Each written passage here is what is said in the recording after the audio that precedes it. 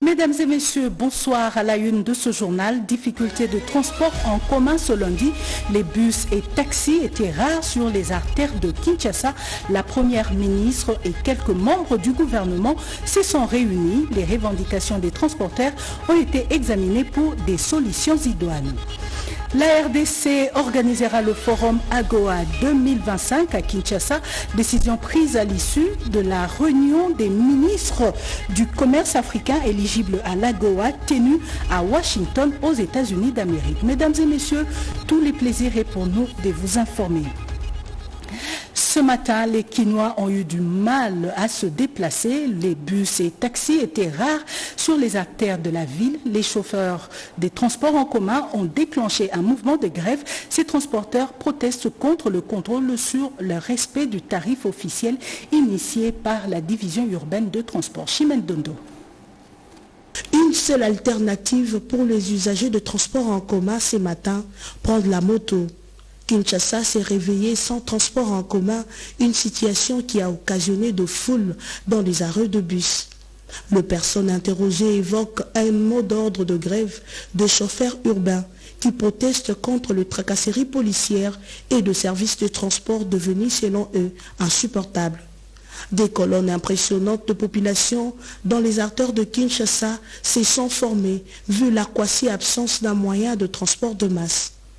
Bon nombre d'usagers espèrent que la situation pourra évoluer d'ici 17 heures ou encore demain matin pour que la vie reprenne son cours normal dans la ville de Kinshasa, une mégalopole de plus de 15 millions d'habitants. Toujours en rapport avec la perturbation du transport en commun, la première ministre Judith Suminwa a réuni quelques membres du gouvernement, réunion à laquelle a pris part le gouverneur de la ville-province Kinshasa. Le gouvernement a décidé de ravitailler en carburant les bus Transco et Transacademia et aussi payer les arriérés de salaire des agents et cadres de ces établissements publics. Les revendications des transporteurs privés ont été également examinées pour des solutions idoines. Jemima Mogo Pompoumba pour le reportage. Perturbation de la circulation ce lundi matin dans plusieurs coins de Kinshasa. Le gouvernement condamne les attaques de certains paisibles conducteurs qui n'ont pas respecté la grève sauvage initiée par des transporteurs privés.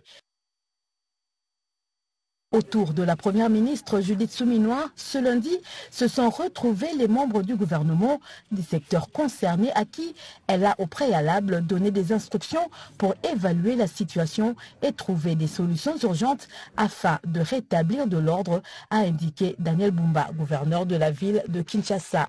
Il était question de brosser la situation, comme cela s'est révélé ce matin, par cette grève que nous qualifions sauvage, parce qu'il n'y a pas eu un préavis, alors que nous avons un cadre de concertation au niveau de la ville, où le gouverneur entretient des relations directes avec les opérateurs privés et vendent dans les secteurs de transport urbain.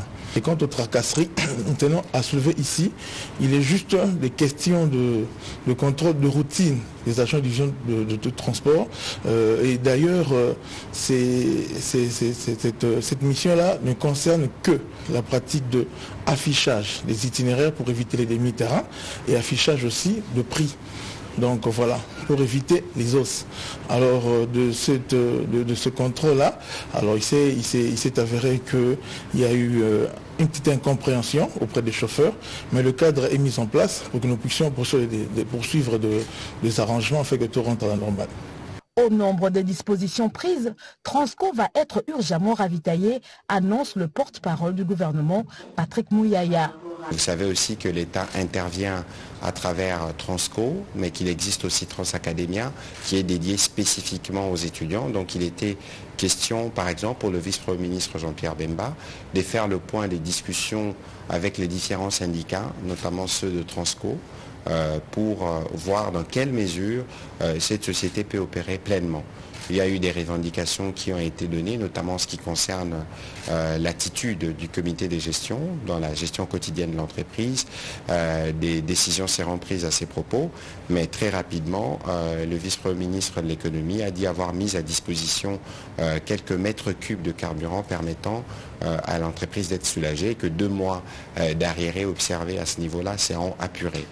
Des arrangements ont été faits, les revendications des grévistes entendues pour trouver une voie de sortie allant dans le sens de garantir à la population des moyens de déplacement dans les heures qui suivent. Autre chose, à l'approche de la commémoration du Génocoste prévue le 2 août prochain, le vice-premier ministre, ministre de l'Intérieur, porteur d'un message de l'unité et de paix, séjourne à Kisangani, dans la province de la Chopo. L'option de commémorer le génocide congolais pour des fins économiques a été levée lors de la 5e réunion du Conseil des ministres. Bobo Anad Mokondi. C'est donc en prélude de la commémoration des Génocoste que le vice-premier ministre, ministre de l'Intérieur et Sécurité, Jacques Chabani, séjourne dans la ville de Kisangani, chef-lieu de la province de la Chopo.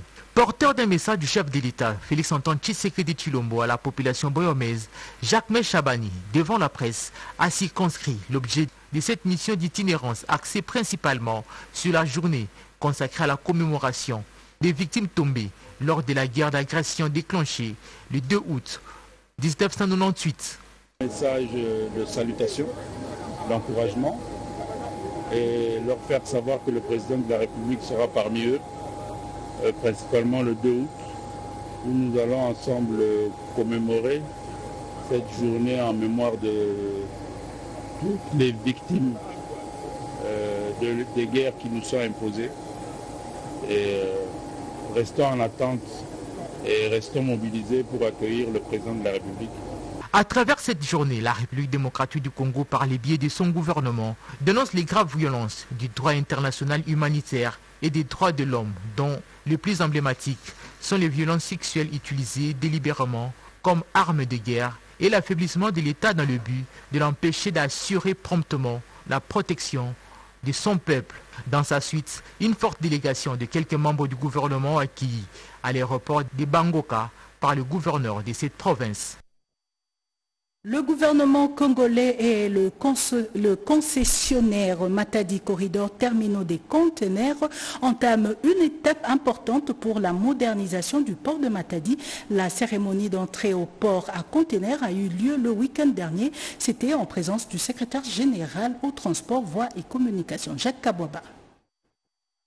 Le port international de Matadi va connaître une cure de jouvence grâce au partenariat entre le gouvernement congolais via la vice-primature au transport, voies de communication et désenclavement et le concessionnaire MCTC qui mettra en œuvre son expertise pour moderniser plusieurs quais en vue de renforcer les capacités opérationnelles de l'ONATRA.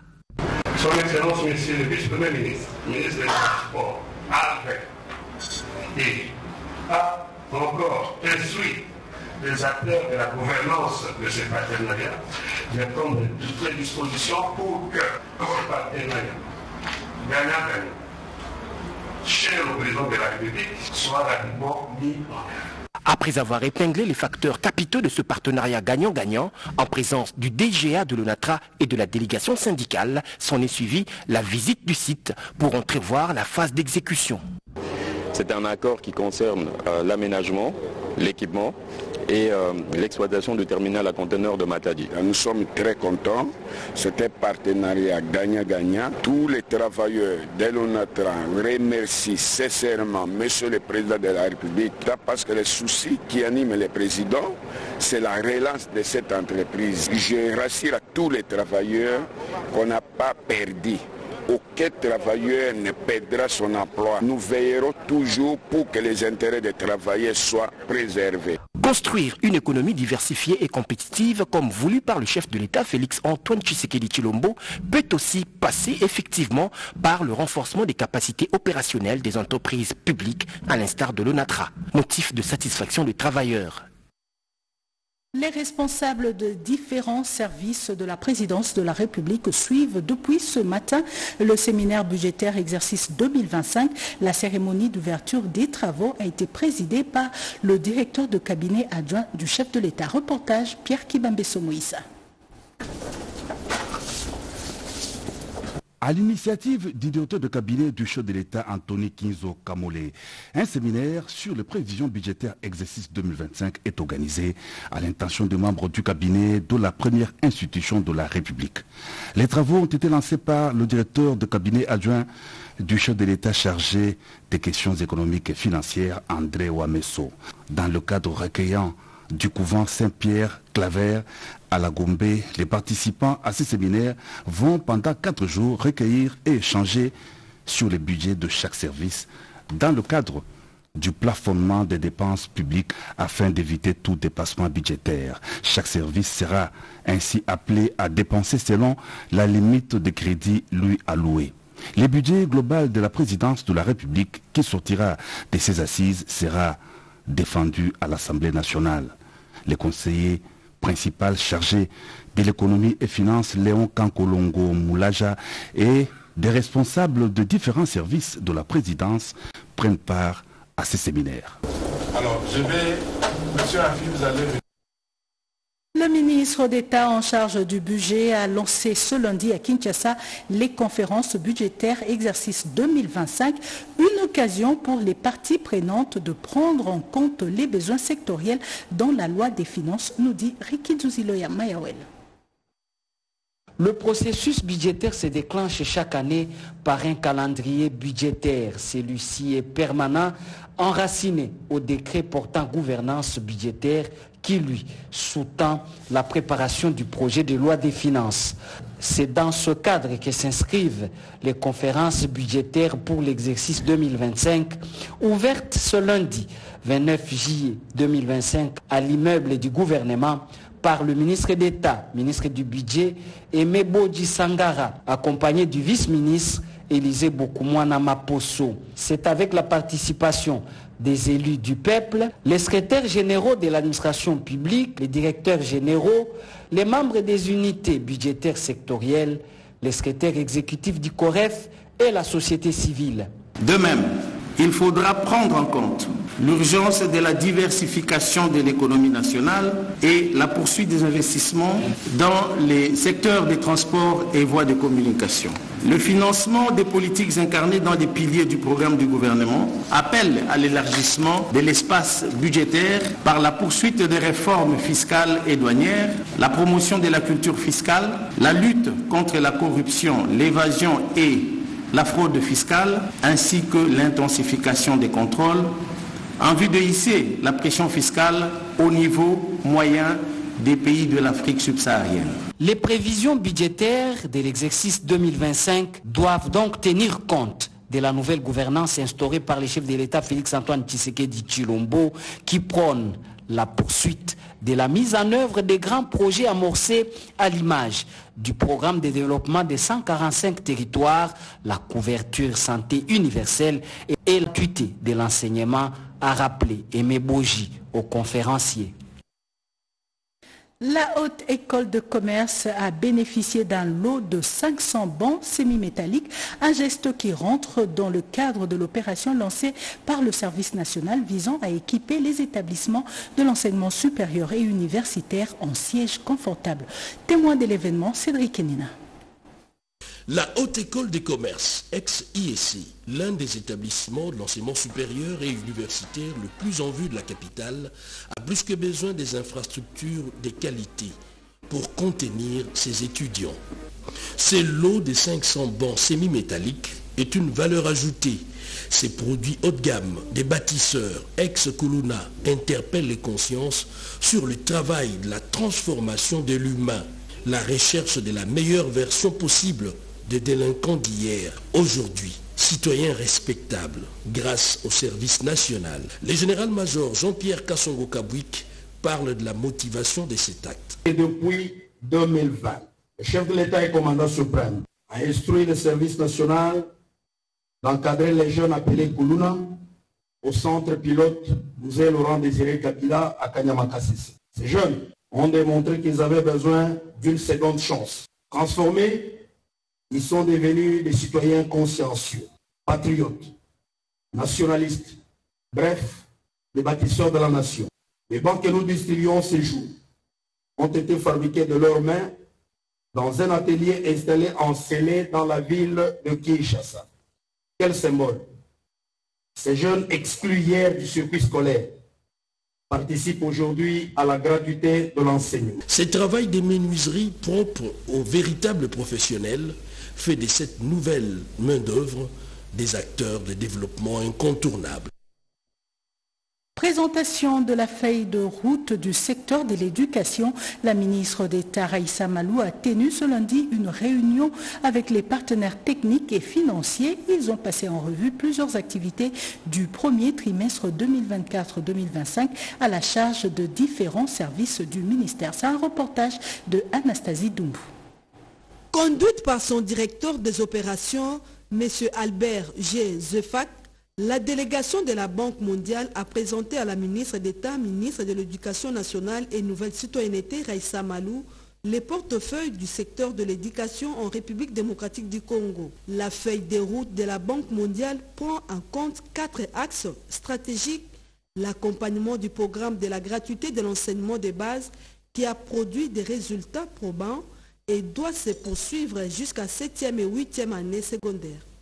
Le développement des compétences, la gestion des violences sexuelles basées sur les genres et l'éducation au centre des valeurs. Ces différents programmes visent à soutenir la politique gouvernementale dans les secteurs de l'éducation nationale pour mieux servir la population. Nous sommes tous très heureux de travailler pour soutenir l'agenda de la RDC pour accroître l'accès à l'éducation et discuter aussi et investir dans les compétences qui vont permettre à cette jeune population d'être outillée pour le marché du travail et pour les emplois du futur. Pendant près d'1 heure, les deux parties ont discuté de l'opérationnalisation du portefeuille à la Banque mondiale dont les montants s'élèvent à 1,4 milliard de dollars américains. Pour plus d'efficacité, la ministre d'État Raissa Malou a donné des orientations claires sur les différents points débattus. Aussi, s'est-elle déclarée disposée à appuyer l'accélération de la mise en œuvre des programmes dans les secteurs de l'éducation nationale. L'Association congolaise des sous-traitants du secteur de technologie de l'information et de la communication travaille sur un cadre de collaboration avec la société congolaise de la fibre optique. Les deux parties ont échangé aujourd'hui sur les modalités pratiques. Edith Chala. La sous-traitance sous Miguel Kachel-Katembe a pris une allure encourageante dans tous les secteurs. Dans celui des télécommunications, l'Association congolaise des sous-traitants du secteur des technologies de l'information et de la communication, Acoustique, se mobilise pour des relations privilégiées avec toutes les structures qui travaillent dans le domaine. La Société congolaise de la fibre optique, SOCOF, par son directeur général, Mpei Itoniwe Prosper Ghislain, a échangé avec la délégation d'Acoustique conduite par son président Lubongoy. Les échanges ont porté sur 4 points. Le marché, c'est bien sûr, c'est bien pour nos entreprises, mais nous devons contribuer aussi au développement économique de ce pays, accompagner SOCOF, comme je vous ai dit, qu'on devait créer un cadre d'échange pour voir si nous pouvons avoir peut-être des valeurs ajoutées à lui apporter. Non seulement des valeurs ajoutées, mais il y a plusieurs contenus ou des services que nous pouvons lui proposer afin qu'il puisse booster aussi le recette de cette société. Les opportunités des marchés sur le déploiement de la fibre optique intéressent l'Acoustique qui dispose de membres ayant l'expertise indéniable dans l'industrie des technologies de l'information et de la communication. Nous l'avons dit au sommaire de ce journal, Kinshasa va accueillir le prochain forum AGOA en 2025. Cette décision a été prise à l'issue de la réunion des ministres du commerce africain éligibles à l'AGOA tenue à Washington aux États-Unis d'Amérique. Au terme de ces travaux, ces ministres africains ont plaidé pour le renouvellement de l'AGOA pour une durée de 16 ans. Eric Kabamba. Réunis pendant 3 jours, le ministre du Commerce de l'Afrique ont discuté des mesures à prendre pour renouveler l'accord de l'AGOA qui date de 2000 et doit prendre fin en 2025. Tous, à l'unanimité, sollicitent le renouvellement de ce programme américain qui facilite la coopération avec le pays africain pour une durée de 16 ans et l'allègement de règles d'origine des produits africains exportés vers les États-Unis. Tous les gouvernements africains sollicitent que ces programmes soient renouvelés entre 2025 et 2035. On a même demandé que ça se fasse après 16 ans. La RDC, qui vient d'arracher l'organisation du Forum AGOA 2025, se prépare déjà pour ces grands événements, a précisé le ministre Julien Paluku. Et à Kinshasa, lorsque nous serons de retour, nous allons devoir mettre en place le comité national AGOA pour préparer les grands événements que le président Félix Tshisekedi va accueillir sous la coordination de Madame la Première ministre, son Excellence Judith Suminwa. Ce forum AGOA DG 2025 sera un grand miroir pour les opérateurs économiques congolais de présenter leurs produits à la face du monde. Juste après, le ministre du Commerce extérieur Julien Paluku s'est rendu à la Chambre des commerces des États-Unis d'Amérique. Au cours de ces échanges avec la présidente de cette chambre et plusieurs chefs des grandes entreprises américaines, Julien Paluku les a tous convaincus à venir investir à Kinshasa et a aussi présenté toutes les opportunités qu'offre le pays. De Félix-Antoine Tshisekedi. Les autorités des régulations des postes et de télécommunications des pays membres de la SADC se réunissent à Kinshasa. Depuis ce matin, les pays membres présents à Kinshasa sont en train d'évaluer l'impact des projets d'accès et de services universels. Reportage Guy Matundu et Guilhem Mukunga. Les populations rurales et périurbaines de la région d'Afrique australe éprouvent de sérieuses difficultés de communication entre elles. Les régulateurs de la sous-région réunis à Kinshasa se penchent sur la question des services universels. Le président de l'autorité de régulation des postes et télécommunications de la RDC, Christian Katende, place la tenue de cet atelier dans un contexte.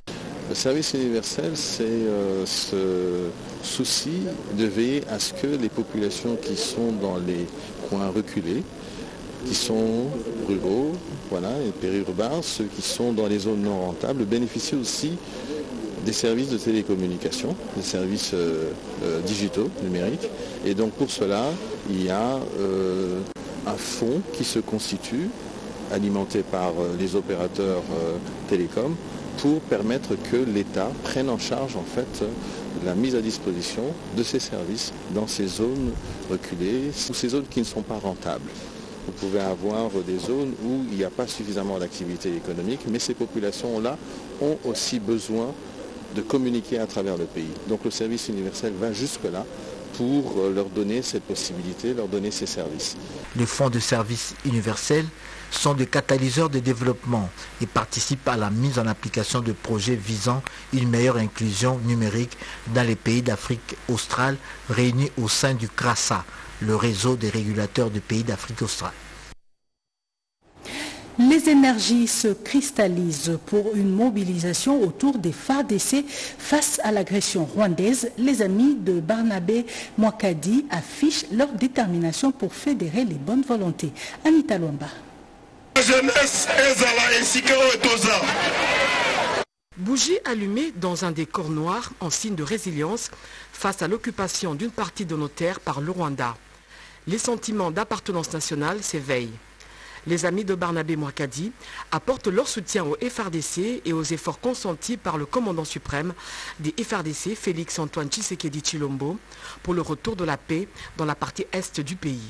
Face au spectre de la balkanisation, cette structure tire la sonnette d'alarme et met en garde contre toute forme de trahison.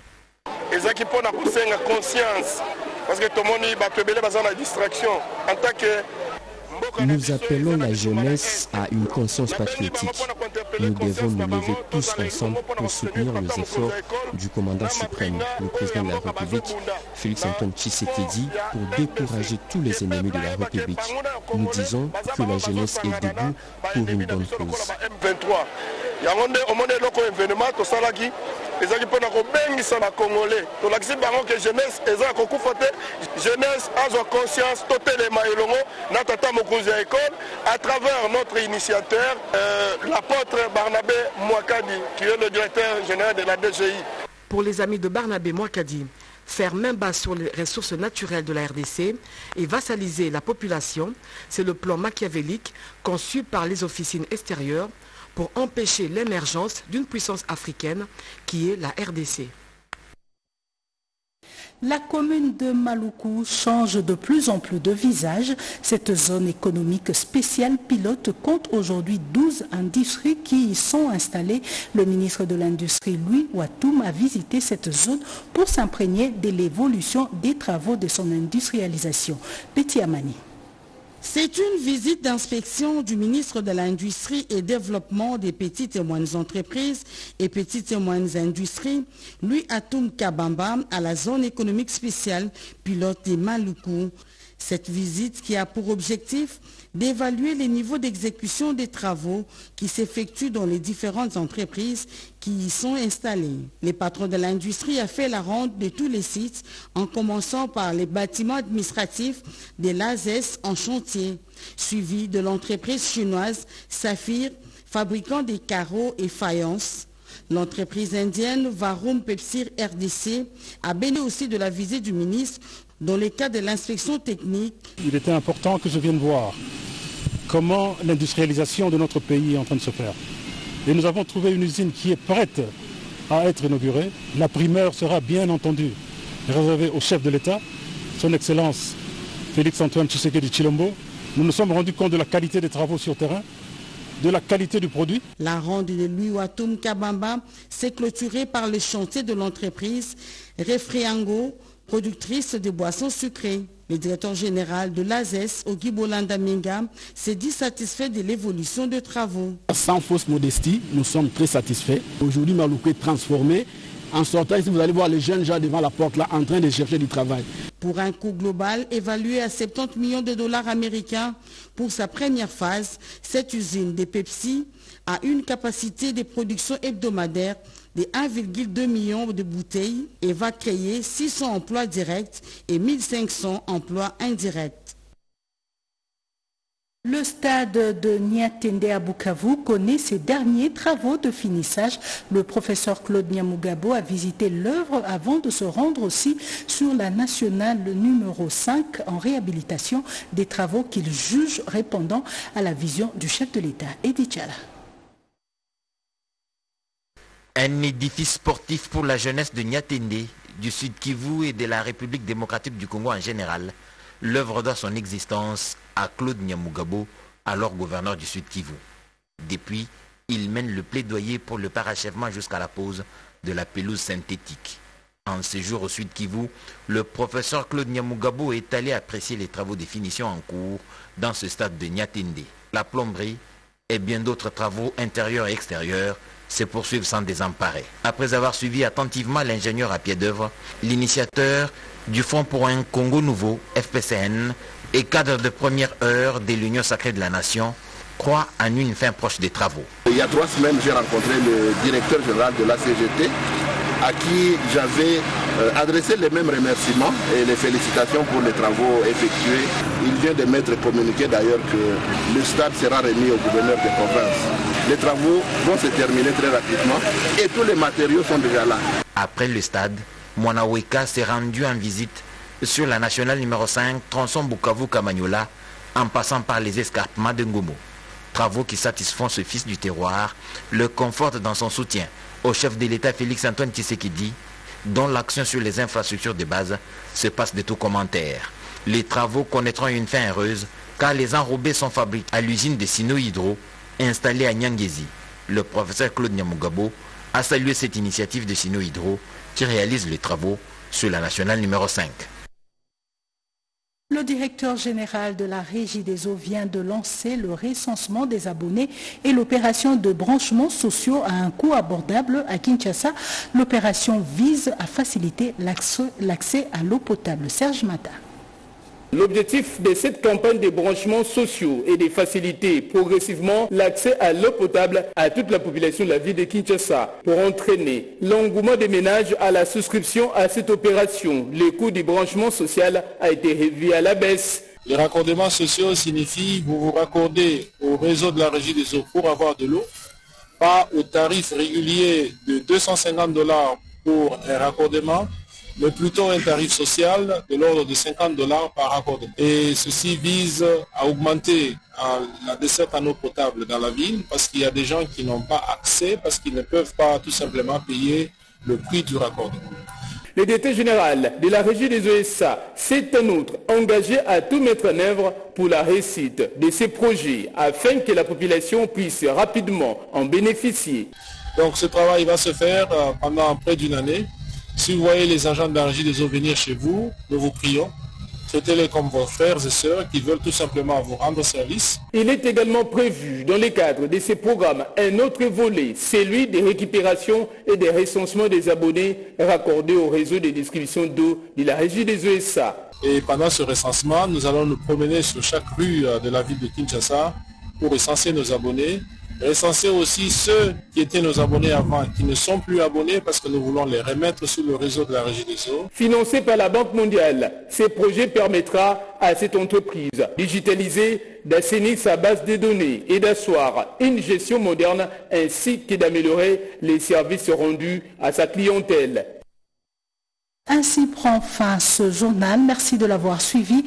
Aline Condé était à la rédaction. Le prochain rendez-vous d'actualité, c'est tout à l'heure à 23h avec Jemima Mogo. Très bonne suite de programme sur la RTNC.